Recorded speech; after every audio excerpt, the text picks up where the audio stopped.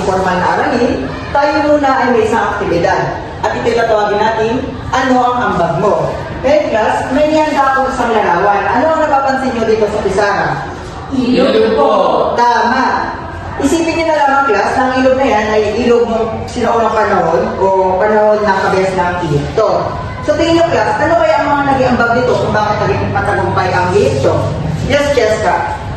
Nagdidilig po ng mga halaman. Magaling. Ikaw naman, Rose. Diyan po dumadaan yung mga bangka. Ikaw, ayan siya. Diyan po kumukuha ng pagkain. Sa tingin mo, Cedric, sa tingin mo, ano kaya ang mga naging ambag dito noong panahon ng Egypto?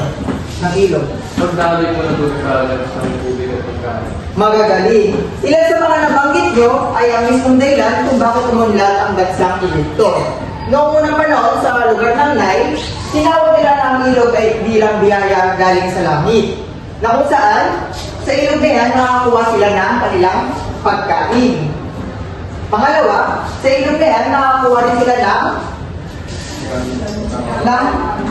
gamit sa kalakalan. Na kung saan, ginagamit nila ang ilog upang tumawid gamit ang bangka.